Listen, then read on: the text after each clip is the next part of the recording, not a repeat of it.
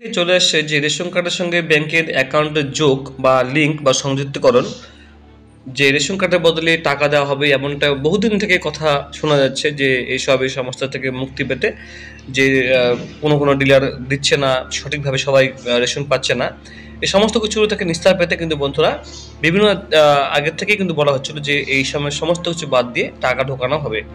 তাই রেশন কার্ডের অ্যাকাউন্টের যোগে আপত্তি নেই রাজ্যের, অর্থাৎ এই যে কেন্দ্র সরকার সেখান থেকে বলা হচ্ছে বারবার করে যে অ্যাকাউন্ট নাম্বার যোগ করা হবে, পরবর্তীতে টাকা ঢুকে দেওয়া হবে ব্যাংকে। সিঁদুরে মেঘ দেখছে রেশন ডিলার থেকে কৃষকদের সংগঠন।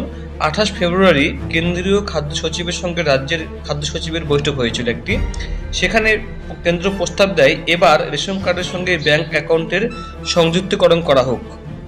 মানে কেন্দ্র সরকারের সচিব রাজ্যে এসে বৈঠক করে বলেছেন যে রেশন কার্ডের সঙ্গে ব্যাংকের অ্যাকাউন্ট নাম্বার যোগ করা হোক, অর্থাৎ এটার উদ্দেশ্য হচ্ছে একটাই, যে কোনো সময় রেশন বন্ধ করে তার বদলে টাকাটা দেওয়া হবে সরাসরি ব্যাংক অ্যাকাউন্টে। তারপর বলছে নরেন্দ্র মোদী সরকার রেশন কার্ডের সঙ্গে আধার সংযুক্তকরণের প্রস্তাব দিয়েছিল, তাতে আপত্তি না জানিয়ে মমতা বন্দ্যোপাধ্যায় সরকার জানালো আধারের মাধ্যমেই রেশন কার্ডের মালিকদের ব্যাংক অ্যাকাউন্টের তথ্য পাওয়া যেতে পারে। ঠিক আছে, এটি আপত্তি জানিয়েছিল। রাজ্য সরকার এই অবস্থান নিয়ে সিঁদুরে মেঘ দেখছে রেশন ডিলার থেকে কৃষকদের সংগঠন। কেন্দ্র রেশন কার্ডের সঙ্গে ব্যাংক অ্যাকাউন্ট যোগের প্রস্তাব দেওয়ার প্রশ্ন উঠেছিল, মোদী সরকার কি ভবিষ্যতে রেশনে চাল গম বিলি বদলে ব্যাংক অ্যাকাউন্টে নগদ ভর্তুকির পথে হাঁটতে চাইছে? এখন রাজ্য আধারের মাধ্যমে রেশন কার্ড ও ব্যাংক অ্যাকাউন্টের তথ্য জোগাড় করে ফেলার প্রস্তাব দেওয়ার পরে রাজ্যের খাদ্য সাথী প্রকল্পের ভবিষ্যৎ নিয়েও প্রশ্ন তৈরি হয়েছে। আধারের সঙ্গে রেশন কার্ডের সংযুক্তকরণ আগে হয়েছে, আবার আধারের সঙ্গে ব্যাংক অ্যাকাউন্টের সংযুক্তকরণও হয়েছে।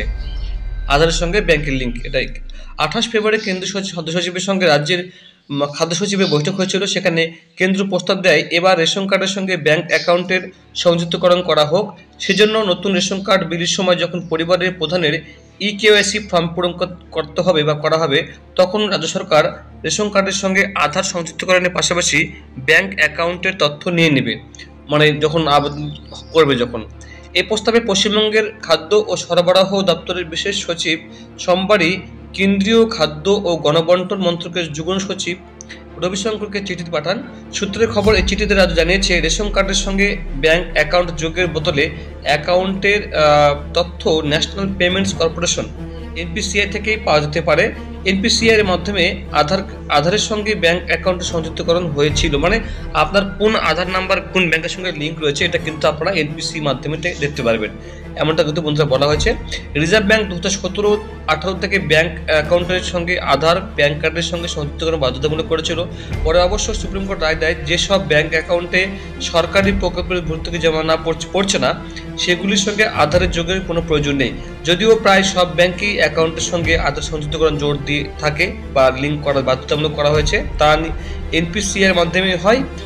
তাই এনপিসিআই এর কথা উল্লেখ করে দিয়েছে রাজ্য। রেশন ডিলাররা মনে করছেন রাজ্যের উপরমহলকে না জানিয়ে খাদ্য দপ্তরের শস্য আমলারা কেন্দ্রের কথা এই অবস্থান নিচ্ছেন। সর্বভারতীয় ফেয়ার প্রাইস সব ডিলার্স ফেডারেশনের সাধারণ সম্পাদক বিশ্বম্বর বসু বলেছেন, মনে হচ্ছে বিধানসভা ভোটের আগে রাজ্যকে অন্ধকারে রেখে রাজ্যেরই কয়েকজন